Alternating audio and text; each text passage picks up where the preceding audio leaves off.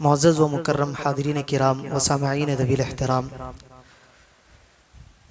اللہ تبارک و تعالی اپنے کلام مقدس میں ارشاد فرماتا ہے النبی اولا بالمؤمنین من انفسہم، کہ وہ نبی تمہاری جانوں سے بھی زیادہ قریب ہے۔ مفسرین کرام نے اس کی بہت ساری تشریحات اور اس کی تفاسیر کی ہے، اور ہر انسان کے لیے یہ لازم اور ضروری ہے کہ جو اللہ تبارک و تعالی نے بتلایا ہے کہ اپنے حبیب کو اپنی جان سے زیادہ قریب جانے۔ اور ایک مقام پر اللہ فرماتا ہے قُلْ إِنْ كَانَ آبَاؤُكُمْ وَأَبْنَاؤُكُمْ وَإِخْوَانُكُمْ وَأَزْوَاجُكُمْ وَعَشِيرَتُكُمْ وَأَمْوَالٌ اقْتَرَفْتُمُوهَا وَتِجَارَةٌ تَخْشَوْنَ كَسَادَهَا وَمَسَاكِنُ تَرْضَوْنَهَا أَحَبَّ إِلَيْكُمْ مِنَ اللَّهِ وَرَسُولِهِ۔ اے حبیب آپ فرما دیجئے کہ تمہارے بیٹے، تمہارے بھائی، تمہارے آبا و اجداد، تمہاری اولادیں، تمہارے مال و دولت، تمہاری تجارت، ہر چیز اللہ اور رسول پر قربان کرنے کے لیے تیار ہو جائے۔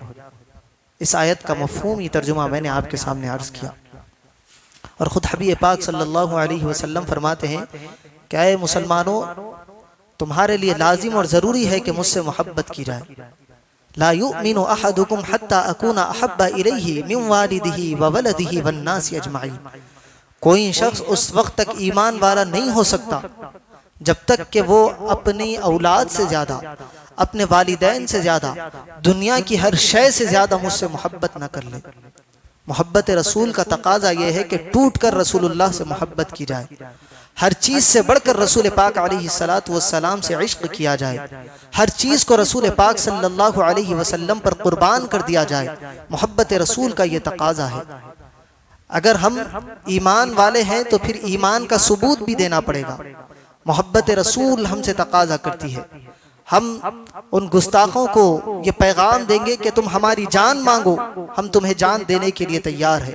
تم ہمارا مال مانگو، ہمیں ہمارا مال دینے کے لیے تیار ہے۔ تم ہمارا گھر بار لوٹ لو، چاہتے ہو تو ہمارے گھروں پر بلڈوزر چلا لو، ہم تیار ہیں ہر ظلم کو برداشت کرنے کے لیے۔ لیکن جب نام رسالت پر بات آ جائے، محمد الرسول اللہ صلی اللہ علیہ وسلم کی ذات پر بات آ جائے، تو کوئی مسلمان اس کو برداشت کرنے کے لیے تیار نہیں ہو سکتا۔ یہ ہر مسلمان کے لیے، ہر ایمان والے کے لیے یہی تقاضا ہے کہ جہاں بات رسول پاک علیہ السلام کی آ جائے، اپنے آپ کو، اپنے گھر کو، اپنی نسلوں کو، اپنی ہر چیز کو رسول پاک صلی اللہ علیہ وسلم پر قربان کرنے کے لیے تیار ہو۔ میں سلام پیش کرتا ہوں حیدرآباد کے نوجوانوں کو، جنہوں نے راتوں کو جاگ کر رسول پاک علیہ السلام کی عزت و ناموس کی خاطر احتجاج کیا۔ رسول پاک علیہ السلام کے بارے میں ہرزہ سرائی کرنے والے کو کیفر کردار تک پہنچانے کے لیے اپنا رول ادا کیا۔ ہم ان تمام کو جو قانون کے دائرے میں رہ کر احتجاج کیے ہیں ان کو سلام پیش کرتے ہیں۔ ان نوجوانوں کی ہمت کو، جذبے کو اللہ کی بارگاہ میں دعا کرتے ہیں کہ ان کی ایمانی قوت میں بھی اور اضافہ فرمائے، ان کو دین اور دنیا میں بہترین اس کا بدلہ عطا فرمائے۔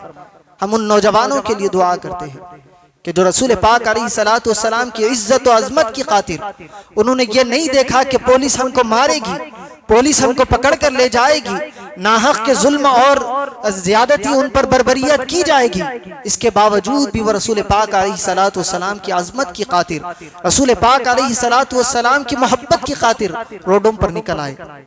ان تمام کو سلام پیش کیا جانا چاہیے، ان سب کو خراج تحسین پیش کیا جانا چاہیے جنہوں نے اس گستاخ ملعون کو پکڑوانے میں اپنا کردار اور اپنا رول ادا کیا ہے۔ یہ مستحق ہے مبارکباد کے، لیکن صرف یہ کافی نہیں ہے کہ اس کو پکڑا دیا جائے، اس کو جیل میں پہنچا دیا جائے، ہمیں بھی کچھ لائے حمل تیار کرنا چاہیے۔ رسول پاک علیہ السلام نے فرمایا کہ اگر تم کسی برائی کو دیکھو اور اگر تمہارے اندر یہ طاقت اور استطاعت ہے کہ تم اس کو ہاتھ سے روک سکتے ہو تو تمہیں چاہیے کہ تم اس کو ہاتھ سے روکو۔ اگر تمہارے اندر اتنی طاقت اور استطاعت نہیں ہے، اتنا پاور نہیں ہے کہ تم اس کو ہاتھ سے روک سکتے ہو، تو تمہارے لیے لازم اور یہ ضروری ہے کہ تم اس کو زبان سے روکو، تمہارے اندر یہ بھی طاقت نہیں ہے کہ زبان سے روکیں گے، اس کی بھی طاقت تم نہیں رکھتے، تو پھر ایمان کا سب سے کم تر درجہ یہ ہے کہ تم اس برائی کو دل سے برا جانو۔ تو یہ موقع ہے ہمارے لیے کہ ہم آگے بڑھے، رسول پاک علیہ السلام کی عزت و عظمت کی خاطر ایک ایسا قانون بنانے کی ہم پیشکش حکومت سے کریں کہ رسول پاک علیہ السلام کی ہرزہ سرائی کرنے والے کو اس پر ایسے دفعات لگائے جائے، ایسی اس پر سزا اور حد مقرر کر دی جائے تاکہ آنے والوں کے لیے یہ نمونہ بن جائے، کوئی زبان کھولنے کے بارے میں سوچے۔ رسول پاک نے کہا کہ تم اگر روک سکتے ہو ہاتھ سے روکو۔ یہ تو اسلامی مملکتوں کے لیے ہے کہ ان کو ہاتھ سے روکا جائے، ان پر لگام کسی جائے، اور اسلامی سلطنت جہاں ہو وہاں پر رسول کریم کی گستاخی کی جائے تو اس کی ایک ہی سزا ہے کہ اس کو موت کے گھاٹ اتارا جائے۔ لیکن ہم جس ملک میں رہتے ہیں وہاں پر جمہوریت ہے، وہاں پر کا قانون الگ ہے، وہاں کا لا الگ ہے۔ میں مسلمانوں کو بالخصوص نوجوانوں کو کہنا چاہوں گا کہ پاکستان کے علماء کو آپ فالو نہ کریں، خدا کے لیے ان کے پیچھے نہ جائیں۔ وہاں کا معاملہ ایک بالکل الگ زاویوں کے طریقے پر ہے، وہاں کا قانون الگ ہے، وہاں کے لوگ الگ ہے، وہاں کا کلچر الگ ہے۔ اور بات یہ آپ یہ یاد رکھیں کہ ہر جگہ علماء کرام اپنے طور پر فتوے دیا کرتے ہیں، کیونکہ وقت اور حالات کے حساب سے، موسم کے حساب سے، جگہ کے حساب سے اسلام کے جو قوانین ہیں وہ تبدیل ہوتے رہتے ہیں۔ قانون ایک ہی ہوتا ہے، لیکن جہاں پر اگر حکومت کا دباؤ ہو وہاں پر قانون کو بدلا جاتا ہے، قانون میں کچھ نرمی لائی جاتی ہے۔ تو پاکستان کا جو قانون ہے وہ اسلامی سلطنت کا قانون ہے، وہاں پر گستاخی اگر کوئی کرتا ہے تو اس کی سزا موت ہے۔ وہاں پر جو نعرے لگائے جاتے ہیں، جو نعرے ہمارے نوجوان لگا رہے تھے، یہ بالکل غلط بات ہے، یہ یہاں کے قانون کے حساب سے غلطی ہے۔ ہم نوجوانوں کو کہیں گے کہ ایسے نعروں سے اجتناب کریں، کیونکہ اس سے آپ کے فیوچر پر اثر پڑ سکتا ہے۔ کیونکہ ہم نے دیکھا ہے پچھلے 2-3 مہینے پہلے بھی ایک ملعونہ نے گستاخی کی تھی، اس کے احتجاج پر کچھ مسلمانوں نے یہ نعرے لگائے، اس نعروں کی بیس پر ان کو پکڑ کر جیل میں ڈالا گیا۔ مسلمان ہمیشہ شعور کے ساتھ، عقل مندی کے ساتھ کام کرنا چاہیے۔ رسول پاک علیہ السلام نے فرمایا کہ اتقوا فراست المؤمن، مومن کی دور اندیشی سے ڈرو، مومن کی سوچ اور سمجھ سے ڈرو، لِأَنَّهُ يَنْظُرُ بِنُورِ اللَّهِ، کیونکہ وہ دیکھتا ہے تو ایسے ہی نہیں دیکھتا بلکہ اللہ کے دیے ہوئے نور سے دیکھتا ہے۔ تو ہر مسلمان کو ہر چیز سے آگاہ رہنا چاہیے کہ ہمارے ملک میں کیا ہو رہا ہے، ہمارے ملک کا قانون کیا کہتا ہے، ہمارے ملک کے ادارے کیا کر رہے ہیں، کس بات کو کرنے کی ہمیں اجازت ہے، کس بات سے قانون ہم کو روکتا ہے۔ یہ ہر چیز مسلمانوں کو دیکھنے کی، جاننے کی ضرورت ہے۔ آپ نکل رہے ہیں روڈوں پر تو یہاں کے کیا قانون ہے، کس لا کو ہمیں ماننا چاہیے، کس حد تک ہم آگے جا کر احتجاج کر سکتے ہیں، یہ ساری کی ساری چیزیں پہلے آپ جانیں، اس کے بعد نکل کر بھرپور احتجاج کریں، قانون کے دائرے میں رہ کر احتجاج کریں۔ یہی پیغام ہم مسلمانوں کو دیں گے کہ نکل کر جوش اور جذبے کے ساتھ۔ یاد رکھیں یہ جوش اچھا ہے، لیکن جب تک اچھا ہے جب تک جوش کے ساتھ آپ کا ہوش برقرار ہے۔ آپ کا اگر ہوش چلا گیا تو یہ جوش آپ کو خطرے میں لا سکتا ہے۔ جوش اچھا ہے لیکن ہوش کے ساتھ، جوش بھی ہو اور ہوش بھی ہو تو مسلمان کامیاب ہے۔ صرف جوش ہو اور ہوش نہ ہو یہ بھی خطرے کی گھنٹی ہے، اور صرف ہوش ہو اور یہ کہے کہ بھائی انہیں کیا کر رہا ہے کر لینے دو، اس سے ہمارا کیا لینا دینا ہے، لائٹ لے لو، یہ کمزور ایمان والوں کی علامت ہے۔ ہر مسلمان کے اندر جوش ہونا چاہیے لیکن ہوش کا بھی خیال رکھا جائے۔ تو حبیب پاک علیہ السلام نے فرمایا کہ تم اگر ہاتھ سے روک سکتے ہو اس برائی کو، ہاتھ سے روکو۔ طاقت نہیں ہے، یہاں جمہوریت ہے، تم زبان سے روکو، اس پر اتنے کیسز بک کرواؤ، ایسے قانون کا نفاذ کے لیے حکومت سے مطالبہ کرو کہ آئندہ کوئی ایسی حرکت کرنے سے باز آ جائے۔ یہ زبان سے کرنے والے کام ہیں۔ اور پھر اگر آپ یہ بھی نہیں کر سکتے، آپ کی اتنی پہنچ نہیں ہے، آپ کو اتنی معلومات نہیں ہے، تو ایک عام مسلمان کے لیے یہ لازم اور ضروری ہے کہ اس کو برا جانا جائے، اس سے نفرت کی جائے، اس کے خلاف اچھے کوئی کلمات نہ کہے جائے، بلکہ جب بھی اس کو یاد کیا جائے تو اس کے خلاف بد دعا کی جائے، کیونکہ رسول پاک علیہ السلام کو ستاتے ہیں۔ یہ رسول پاک علیہ السلام کو تکلیف دینا ہے، اور جو رسول اللہ کو تکلیف دیتا ہے رسول پاک خود اس کے خلاف بد دعا کرتے ہیں۔ اس کا انجام اللہ کی طرف چھوڑتے ہیں۔ تو اگر آپ کو اللہ نے طاقت دی ہے تو اس پر کیسز بک کروائے، قانونی کارروائی کروائے۔ آپ کی پہنچ اتنی نہیں ہے تو جب بھی آپ ہاتھ اٹھائے اللہ کی بارگاہ میں اس کے لیے بد دعا کرے۔ یہ ایک مسلمان کے لیے لازم اور ضروری ہے۔ اگر کوئی انسان یہ کہتا ہے کہ وہ کر رہا ہے کر لینے دو، اس سے ہمارا کیا لینا دینا ہے، تو پھر یہ آپ کا ایمان جانے کی علامت ہے۔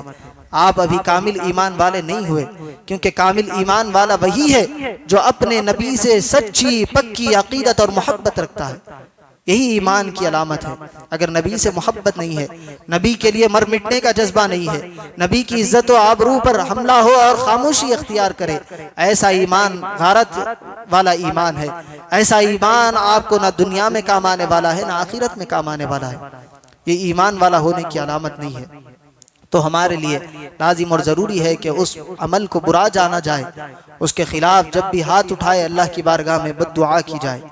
اور مسلمانوں کو میں پیغام دوں گا کہ اپنے آپ کو پریپیئر کرے اور ان کی سازشوں کو سمجھے کہ یہ لوگ کیا سازشیں کر رہے ہیں۔ ان سازشوں کو سمجھ کر آنے والے لائے اعمال کو ہم تیار کریں کہ آئندہ ہم کیا کر سکتے ہیں۔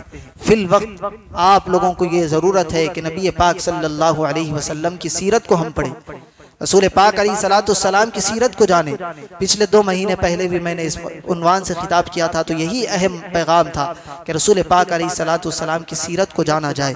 رسول پاک علیہ الصلوۃ والسلام کا جو دنیا میں آنے کا مقصد تھا، اس مقصد کو پہچانا جائے اور رسول پاک علیہ الصلوۃ والسلام کے اسوہ حسنہ کو اپنی زندگی میں شامل کرنے کی کوشش کی جائے۔ یہی ایک مسلمان کے لیے لازم و ضروری ہے، یہی انسان کے لیے نجات کا ذریعہ ہے۔ آپ پڑھیں گے تو آپ کو معلوم ہوگا کہ دشمن کس طرح سے حملہ کر رہا ہے اور آپ کس طرح سے اس کا جواب دے سکیں گے۔ آج رسول پاک علیہ الصلوۃ والسلام کی شان میں گستاخی کرنے والے یاد رکھے کہ رسول پاک علیہ الصلوۃ والسلام کی زندگی کو اللہ نے بے عیب بنایا ہے۔ رسول پاک علیہ الصلوۃ والسلام کی زندگی میں کوئی نقص اللہ تبارک و تعالی نے نہیں رکھا۔ رسول پاک علیہ الصلوۃ والسلام نے اعلان نبوت 40 سال کی عمر میں فرمایا۔ جب اعلان نبوت رسول پاک علیہ الصلوۃ والسلام نے فرمایا تو ظالموں نے طرح طرح کی تکلیفیں اذیتیں رسول پاک علیہ الصلوۃ والسلام کو دی، الگ الگ طریقے سے رسول پاک علیہ الصلوۃ والسلام کو ستانا چاہا، لیکن رسول پاک علیہ الصلوۃ والسلام کی ذات مبارکہ پر وہ کبھی انگلی نہ اٹھا سکے، رسول پاک کی سیرت پر کبھی وہ انگلی نہ اٹھا سکے۔ کیوں؟ کیونکہ رسول پاک علیہ الصلوۃ والسلام کی سیرت بے مثل و بے مثال تھی۔ اللہ تبارک و تعالیٰ نے ہر عیب سے، ہر نقص سے رسول پاک علیہ الصلوۃ والسلام کو مبرہ اور منزہ فرمایا ہے۔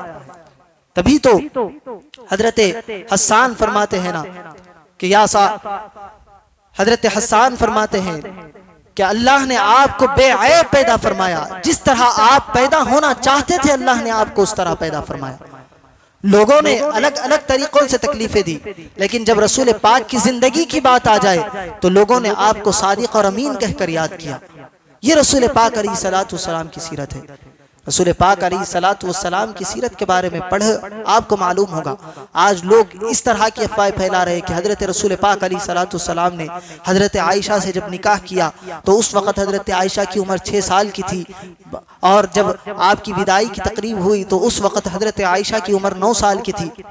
بعض مورخین نے تاریخ کے حوالوں سے یہ ثابت کیا کہ جب نکاح ہوا تو عمر 16 سال کی تھی، اور جب وداعی ہوئی تو آپ کی عمر 19 سال کی تھی۔ تاریخ کے حوالے ہے، تاریخ کے اندر اس بات کی بھی دلیل ہے، لیکن مفکر اسلام زین الفقہا حضرت علامہ مولانا مفتی خلیل احمد صاحب شیخ الجامعہ حفظہ اللہ وادام اللہ فیودہ نے فرمایا کہ آپ اس کی طرف نہ جائے کہ عمر 6 سال تھی یا 16 سال تھی نکاح کے وقت، یا وداعی کے وقت 9 سال تھی یا 19 سال تھی، ہمیں اس سے لینا دینا نہیں ہے۔ یہ قانون انسان بناتے ہیں کہ لڑکی کی عمر شادی کے وقت 18 سال ہو یا لڑکے کی عمر 21 سال ہو، لیکن فطری طور پر، نیچرلی، قدرتی طور پر یہ قانون نہیں ہے، کیونکہ انسان کو بالغ ہونے کے لیے، انسان مرد اگر ہے تو 12 سے 14 سال تک وہ بالغ ہو جاتا ہے، اور عورت ہے تو یہ اسلام کے اندر لازم اور ضروری ہے اور نیچرلی فطرتاً ہے کہ عورت بچی جو ہوتی ہے 9 سال کے بعد وہ بلوغیت کو پہنچ جاتی ہے۔ تو حضرت مفکر اسلام فرماتے ہیں تو یہ تو عرب کا دستور تھا، یہ تو قانون تھا، اور اسلام کا بھی یہی طریقہ ہے۔ اسلام کے اندر اندر بھی یہی ہے کہ جب بچی بالغ ہو جائے تو اس کا نکاح کر دیا جائے. یہ قانون حکومت بناتی ہے، لیکن شریعت کا قانون یہ ہے کہ جب بچی بالغ ہو جائے تو اس کا نکاح کر دیا جائے. بلوغیت کی عمر اسلام کے اندر 9 سال ہے. 9 سال کے بعد بچی بالغ ہو جاتی ہے. تو اگر حضرت عائشہ کا نکاح 6 سال کی عمر میں ہوا اور رخصتی 9 سال کی عمر میں ہوئی تو یہ اس وقت عرب کے کلچر کے حساب سے کوئی برائی نہیں تھی، کوئی خامی نہیں تھی، اور یہ عرب کا دستور تھا. اس وقت ایسی شادیاں ہوا کرتی تھی. تبھی تو رسول پاک علیہ السلام نے شادی کی، اور رسول پاک نے اپنی طرف سے یہ شادی نہیں کی. رسول پاک علیہ السلام فرماتے ہیں کہ ایک اللہ کی جانب سے فرشتہ آیا اور ایک ریشمی چادر میں حضرت عائشہ صدیقہ کی تصویر مجھ کو دکھائی اور فرمایا کہ اللہ چاہتا ہے کہ آپ ان سے نکاح فرمائیں. اور رسول پاک فرماتے ہیں کہ میرا کوئی عمل اللہ کی مرضی کے خلاف نہیں ہوتا. میں جو بھی عمل کرتا ہوں یا تو وہ اللہ کا حکم ہوتا ہے یا پھر اللہ کی طرف سے وحی ہوتی ہے.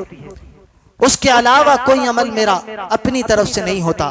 اور رسول پاک فرماتے ہیں کہ میں نے جتنی شادیاں کی، میری شادیاں اور میری بیٹیوں کی شادیاں، یہ ساری کی ساری میں نے اللہ کے حکم سے کی ہے. میں نے اپنی مرضی اس میں نہیں لگائی. نہ میں نے اپنی مرضی سے اپنی شادی کی ہے، نہ اپنی بیٹیوں کی شادی اپنی مرضی سے کی ہے. مجھے اللہ کا حکم ہوا، اللہ کی طرف سے وحی ہوئی، تب میں نے اپنی شادی کی اور اپنی لڑکیوں کی شادی کی. تو آپ کو یہ پتہ تب چلے گا جب آپ سیرت کو پڑھیں گے، سیرت کا مطالعہ کریں گے. اگر آپ رسول پاک علیہ السلام کی زندگی کو نہیں جانیں گے، رسول پاک علیہ السلام کے شب و روز سے آپ واقف نہیں ہوں گے، تو دشمن آپ پر حملہ کرے گا، آپ کی ذات مبارک کو مجروح کرنے کی کوشش کرے گا، اور آپ کو اس کا علم نہیں ہوگا. آپ سن کر خاموش ہو جائیں گے. اگر آپ پڑھے ہوئے ہوں گے تو آپ فوری طور پر اس کا جواب دے سکیں گے. تو ہر مسلمان کو چاہیے کہ رسول پاک علیہ السلام کی سیرت مبارکہ کا خود مطالعہ کرے، اپنی نسلوں کو مطالعہ کروائے، اپنے گھر والوں کو رسول پاک علیہ السلام کی سیرت سے واقف کروائے، تاکہ ایسا اگر کبھی ماحول پیدا ہو جائے تو وقتی طور پر آپ کھڑے ہو کر اس کا دندان شکن جواب دے سکے، اس کو آپ ایسا جواب دے سکے کہ سامنے والا مبہوت ہو کر رہ جائے. اسی لیے ہم آپ سے گزارش کریں گے کہ رسول پاک علیہ السلام کی سیرت سے اپنے آپ کو واقف کروایا جائے اور رسول پاک علیہ السلام سے ٹوٹ کر محبت کی جائے. آج دنیا یہ چاہتی ہے کہ رسول پاک علیہ السلام کی محبت لوگوں کے دلوں سے نکال دی جائے. کیوں؟ کیونکہ یہی وہ محبت ہے جس کے بارے میں حضرت علامہ اقبال نے فرمایا تھا کہ یہ فاقہ کش موت سے ڈرتا نہیں کبھی، روح محمد اس کے بدن سے نکال دو. یہ جو دشمنان اسلام ہے، یہ یہودی ہے یا نصرانی ہے، جو الگ الگ طریقے سے مسلمانوں پر حملہ کر رہے ہیں، رسول پاک کی عزت و ناموس پر حملہ کر رہے ہیں، یہ مسلمانوں کے ایمان کی حرارت کو جانچ رہے ہیں کہ مسلمان کب تک برداشت کر سکتا ہے، کب تک ہم رسول پاک علیہ السلام کی عزت اور ناموس پر ہم انگلی اٹھائیں گے، اور کب مسلمان خاموش بیٹھے گا ہم ان کا نام و نشان مٹا دیں گے. یہ مسلمانوں کے دشمنوں کی سازش ہے، اس کو سمجھے، اور اگر کامیاب ہونا چاہتے ہیں تو رسول پاک علیہ السلام کی محبت کو اپنے سینوں میں بسائے اور رسول پاک سے عشق کرے. اور عشق صرف زبانی نہیں بلکہ عملی عشق بھی ہونا چاہیے. رسول پاک نے جس طرح زندگی گزاری ہے، رسول پاک نے جو شب و روز گزارے ہیں، اسی طرح ہمارے شب و روز ہونے چاہیے. رسول پاک نے جس طرح عبادت کرنے کا ہمیں حکم دیا ہے اس طرح ہماری عبادتیں ہونی چاہیے. رسول پاک نے جس طرح معاشرتی طور پر اپنے اخلاق اور کردار کا مظاہرہ کیا ہے، ہمارے اخلاق اور کردار سے بھی وہی جھلک ظاہر ہونا چاہیے. مسلمان کو یہ بتانے کی ضرورت نہیں پڑنی چاہیے کہ وہ مسلمان ہے، اس کا اخلاق، اس کا کردار، اس کا سراپا جسم یہ بتائے کہ یہ محمد عربی کا غلام جا رہا ہے. اس کردار کو پیدا کرنے کی ضرورت ہے. اگر ہم اس کردار کے اندر آ جائے تو کسی کے اندر یہ ہمت نہیں ہے کہ مسلمانوں کے خلاف جائے کہ رسول پاک تک وہ پہنچے، مسلمان کے کسی عام انسان کے خلاف بھی وہ انگلی اٹھائے. آج مسلمان کمزور ہوا ہے تو وجہ یہی ہے کہ اس نے محمد عربی کے دامن کو نہیں تھاما ہے، اس کا رشتہ رسول اللہ سے کمزور ہو گیا ہے. اگر یہ رشتہ مضبوط ہو جائے، رسول پاک سے عشق، اگر جو دعویٰ ہم زبان سے کر رہے ہیں وہ عملی طور پر آ جائے تو پھر اللہ تبارک و تعالی ہمیں بلندیوں پر پہنچا سکتا ہے. حضرت علامہ اقبال نے بھی یہی فرمایا کہ قوت عشق سے ہر پست کو بالا کر دے، دہر میں اس میں محمد سے اجالا کر دے. کیا فرمایا کہ ہر پستی والی چیز بلندی پر پہنچ سکتی ہے کب؟ جب نام محمد لیا جائے، اور جب یہ نام محمد لیا جاتا ہے تو ہمارے بگڑے ہوئے کام سنور جاتے ہیں۔ زمین پر رہنے والے انسان کو رب تبارک و تعالی آسمان کی بلندیوں پر پہنچا دیتا ہے۔ بندہ بیٹھا فرش پر ہوتا ہے، چرچے اس کے عرش پر ہوتے ہیں۔ اسی لیے تو فرمایا نا کہ کی محمد سے وفا، تو نے تو ہم تیرے ہے۔ ارے یہ جہاں چیز ہے کیا، لوح و قلم تیرے ہیں۔ آج ضرورت ہے کہ رسول پاک علیہ الصلوۃ والسلام سے سچی محبت کی جائے، اٹوٹ محبت کی جائے، ان کے عشق کو اپنے دلوں میں سمایا جائے، اپنے کردار میں ان کے کردار کو لایا جائے، اپنے اخلاق میں رسول اللہ کے اخلاق کا مظاہرہ کیا جائے۔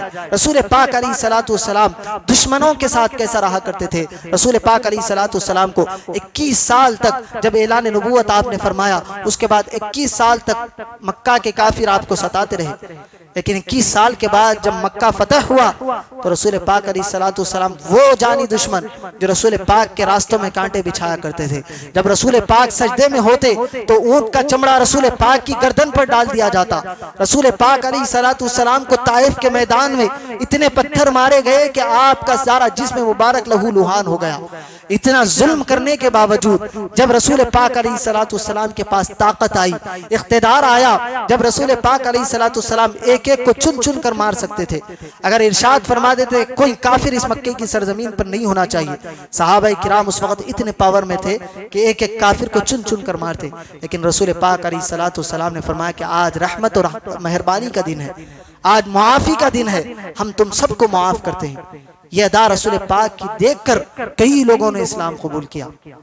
آج ہمارے لیے یہی ضروری ہے کہ ہم رسول اللہ کے اخلاق اور کردار کو اپنائیں، لوگوں کے ساتھ محبت کرے، ہمدردی کا ماحول پیدا کرے، غریبوں کے ساتھ ان کے معاملات کو درست کرے، ان کی مدد کرنے کی کوشش کرے۔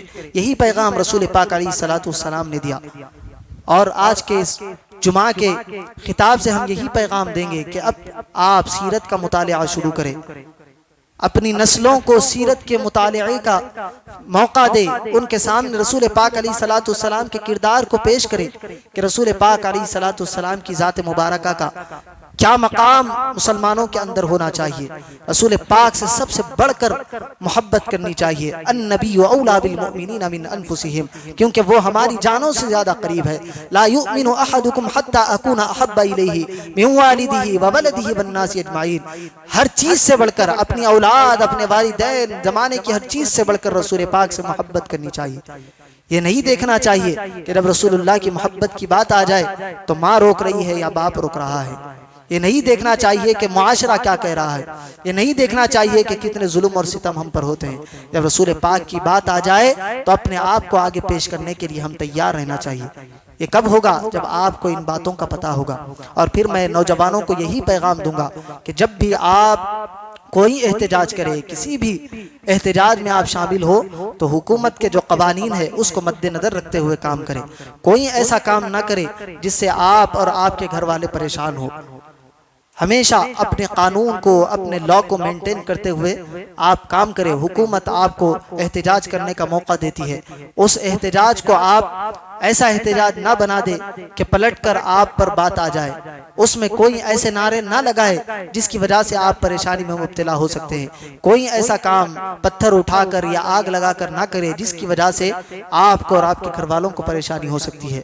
احتجاج کرے، پر امن احتجاج کرے، کیونکہ ہم اس نبی رحمت کے ماننے والے ہیں جو امن کی تعلیم دینے والے ہیں، جو امن و آشتی کا پیکر بنا کر دنیا کے لیے بھیجے گئے۔ اللہ نے فرمایا وما ارسلناک الا رحمۃ للعالمین، اے حبیب ہم نے آپ کو نہیں بھیجا مگر دونوں جہانوں کے لیے رحمت بنا کر۔ ہم اس رحمت والے پیغمبر کے غلام ہیں تو ہماری طرف سے بھی کسی کو تکلیف نہیں ہونا چاہیے۔ ہم حکومت سے بھی مطالبہ کرتے ہیں کہ اس کو گرفتار تو کیا گیا ہے، اس پر کڑی سے کڑی کارروائی کی جائے، اور ایسا قانون ان گستاخوں کے خلاف، چاہے وہ کسی بھی مذہب کے رہنما کے خلاف بولے، ہم یہ نہیں کہتے کہ صرف ہمارے مسلمانوں کے پیغمبر کے خلاف بولا جائے تو اس کے خلاف قانونی کارروائی کی جائے، کوئی بھی مذہب کا ماننے والا ہو کسی بھی مذہب کے رہنماؤں کے خلاف بولے تو اس کے خلاف ایسا قانون بنایا جائے کہ دنیا اس کو دیکھے اور آئندہ کوئی ایسا کرنے کی جرات نہ کرے۔ ہم حکومت سے بھی یہی مطالبہ کریں گے اور نوجوانوں سے کہیں گے پھر ایک بار کہ رسول پاک علیہ السلام سے محبت کرے، رسول پاک کی سیرت کو جانے۔ انشاءاللہ ہمارا ایک ارادہ ہے آئندہ ہفتے ہر ہفتہ مدرسے کے بچوں کے لیے ہمارا درس ہو رہا ہے، جس کو ہم آن لائن بھی نشر کر رہے ہیں، جس میں مدرسے کے بچے اور میرے پاس پڑھنے والے حیدرآباد کے باہر کے رہنے والے بچے جو ہے اس درس سے استفادہ حاصل کر رہے ہیں۔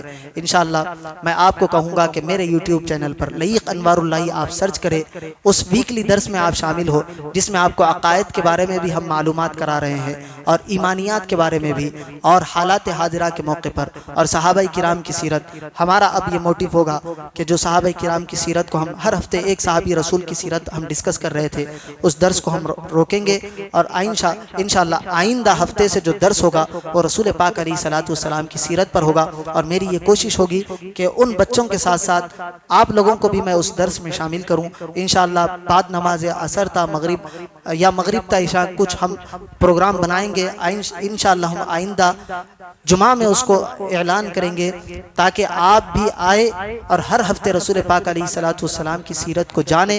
تھوڑا تھوڑا کر کر ہم رسول پاک کی ساری سیرت کو، ساری زندگی کو، رسول پاک کے بچپن سے لے کر رسول پاک کے وصال مبارک تک کی زندگی کو ہم جانیں گے، اور رسول پاک نے اپنی زندگی سے کیا پیغام دیا ہے اس کو ہم اپنی زندگی میں اپلائی کرنے کی کوشش کریں گے۔ اللہ تبارک و تعالی سے دعا ہے کہنے اور سننے سے زیادہ اعمال صالحہ کی توفیق عطا فرمائے، حبیب پاک علیہ السلام سے سچی پکی محبت عطا فرمائے، مولا گستاخوں کو کیفر کردار تک پہنچائے، انہیں ہلاک و برباد فرمائے، نیست و نابود فرمائے، ایسا معاملہ ان کے ساتھ فرمائے کہ دنیا میں وہ مثال قائم ہو جائے کہ آئندہ کوئی ایسا عمل کرنے سے پہلے سوچے کہ ظالموں کے ساتھ، گستاخوں کے ساتھ یہ معاملہ ہو سکتا ہے، ایسا ان کے ساتھ معاملہ کیا جائے۔ وصلی اللہ تعالی وسلم علی خیر خلق سیدنا محمد وعلی آلہ واصحابہ اجمعین والحمد للہ رب العالمین۔